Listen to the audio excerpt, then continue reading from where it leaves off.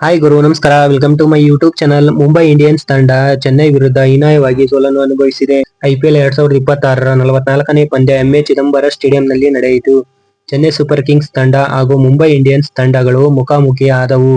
ಮೊದಲು ಟಾಸ್ ಗೆದ್ದು ಬ್ಯಾಟಿಂಗ್ ಮಾಡಿದ ಮುಂಬೈ ಇಂಡಿಯನ್ಸ್ ತಂಡ ಆರಂಭದಲ್ಲೇ ವಿಲ್ ಜಾಕ್ಸ್ ಅವರ ವಿಕೆಟ್ ಕಳೆದುಕೊಂಡು ನಂತರ ಮಿಡ್ಲ್ ಆರ್ಡರ್ನಲ್ಲಿ ಕುಸಿತ ಕಂಡಿತು.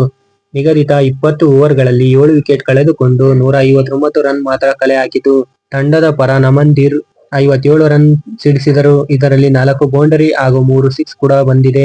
ರಯಾನ್ ರಿಕ್ಲೆಲ್ಟನ್ 37 ರನ್ ಕಲೆ ಹಾಕಿದರು. ಇದರಲ್ಲಿ 5 ಸಿಕ್ಸ್ ಬಂದಿದೆ. ಹಾಗೆ ಸೂರ್ಯಕುಮಾರ್ ಯಾದವ್ 21 ರನ್ ಕಲೆ ಹಾಕಿದರು. ಇದರಲ್ಲಿ 3 ಬೌಂಡರಿ ಹಾಗೂ 1 ಸಿಕ್ಸ್ ಕೂಡ ಬಂದಿದೆ. ಇನ್ನು ನಾಯಕ ಹಾರ್ದಿಕ್ ಪಾಂಡ್ಯ 18 ರನ್ಗೆ ಸುಸ್ತಾದರು. ಇತ್ತ ಅನ್ಶುಲ್ ಕಾಂಬೋಜ್ 3 ವಿಕೆಟ್ ಕಿತ್ತು ಮಿಂಚಿದರು. ನೂರ್ ಅಹಮದ್ 2 ವಿಕೆಟ್ ಕಿತ್ತು ಮಿಂಚಿದರು. ಚೆನ್ನೈ ತಂಡಕ್ಕೆ 160 ರನ್ಗಳ ಟಾರ್ಗೆಟ್ ಅನ್ನು ನೀಡಿತು. ಈ ಟಾರ್ಗೆಟ್ ಅನ್ನು ಬೆನ್ನಟ್ಟಿದ ಸಿಎಸ್ಕೆ ತಂಡ 18.1 ಓವರ್ಗಳಲ್ಲಿ 2 ವಿಕೆಟ್ ಕಳೆದುಕೊಂಡು 160 ರನ್ ಸಿಡಿಸಿ ಜಯಗಳಿಸಿತು. ತಂಡದ ಪರ ಸಂಜು ಸ್ಯಾಮ್ಸನ್ 9 ರನ್ ಸಿಡಿಸಿ ಔಟ್ ಆದರು. ಇನ್ನು ನಾಯಕ ಋತುರಾಜ್ ಗಯಕ್ವಾಡ್ 67 ರನ್ ಸಿಡಿಸಿದರು. ಇದರಲ್ಲಿ 5 ಬೌಂಡರಿ ಹಾಗೂ 2 ಸಿಕ್ಸ್ ಕೂಡ ಬಂದಿದೆ. ಉರ್ವಿಲ್ ಪಟೇಲ್ 24 ರನ್ ಸಿಡಿಸಿದರು. ಇದರಲ್ಲಿ 2 ಬೌಂಡರಿ ಹಾಗೂ 2 ಸಿಕ್ಸ್ ಕೂಡ ಬಂದಿದೆ.